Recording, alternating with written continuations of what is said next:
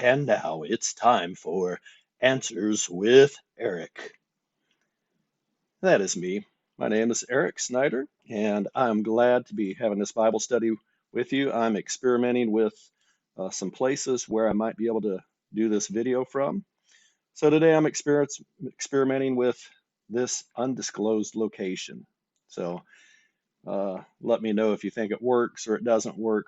One thing that is going to be tough is I'm probably going to be sweating oh, I'm already sweating. It's hot up here. So anyhow, this is going to be a short video today. And if I gab too much, it's going to get longer. So let's get to it. Because today in Acts chapter 17, excuse me, verses 22 to 34, we're going to see Paul share the gospel of Jesus Christ with some of the top scholars of his day. Scholars can be intimidating because they know so much, but they didn't scare Paul, and he went and shared with them, and some of them believed. So let us consider what he said.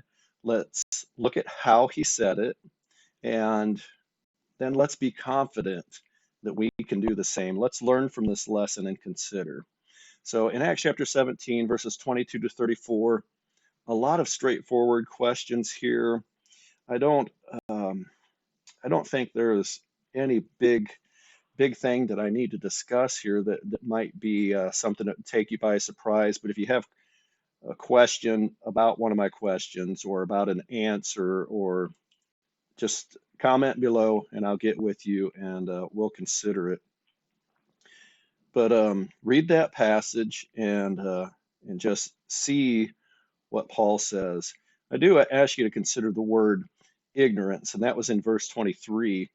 And just note that Paul wasn't, uh, it's whenever we hear the word ignorant, we're going to take, if it's in relationship to us, we're going to take offense. That's the way we are in this day and age. You hear somebody call somebody ignorant.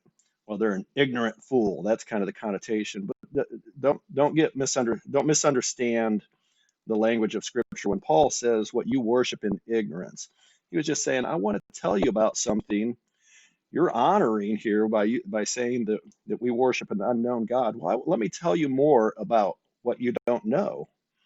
And so that's always a good thing, is to learn the things that we don't know. So we're all ignorant about something. Just consider, learning something new. That's one thing these people were good at, is learning, considering something new. So he proceeds to tell them about this unknown God, but that he is the one who made the world and everything in it. So that's the great lesson here. And it's such a short but great, wonderful lesson. It does answer the question, where do we come from? It does answer the question, why am I here and can I find God, which is a really interesting thought. He's not far from each one of us. One thing I don't address in the lesson with the language really is that this idea of what's our relationship to God. And he says that we are all his children. So we're all his offspring. Um, does that mean we're all going to go to heaven? I didn't put that in the questions, but I'll let you discuss that one maybe in the discussion below. Since every man, woman, child is the offspring of God, we're all his children. Does that mean we all go to heaven? So that's a good question to consider, and maybe how this is different from other passages that references God's children. Um, I do want to say also in verse number 29, I think a better translation, some of the others besides the New American Standard Bible, which is what I generally use, it says the divine nature. And why did the divine nature? Um, my question was, why can the divine nature not be an idol? I think a better translation is the divine being. God is the divine being. So consider that, and what's the answer to that? If you have any questions about that, let me know. And some other things. There are interesting topics to discuss. I do want to point out that, just as you probably learned in those last couple of verses, is that you got three responses that people gave. Is that some sneered, "This is crazy," and some just kind of delayed until later, or wanted to learn more, that make a decision right then. And then some joined Paul and believed. Some received this message, they received the truth. That's just a wonderful thing. And I think we can always expect that. We're going to get different responses from different people. But what can we learn from this passage about sharing the gospel?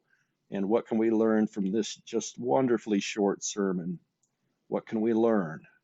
And what can we apply to our lives? And then let us learn and let us go and let us do likewise. Let us be sharing the gospel like we see all through Acts.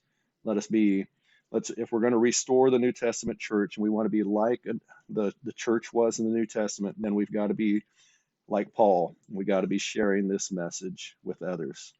So that's the main discussion for below. I hope you'll consider this. What can we learn from this short sermon, and how can we do it ourselves? What can we learn? What can we do? And do it in the name of Christ. And may his power and strength and his love be with you.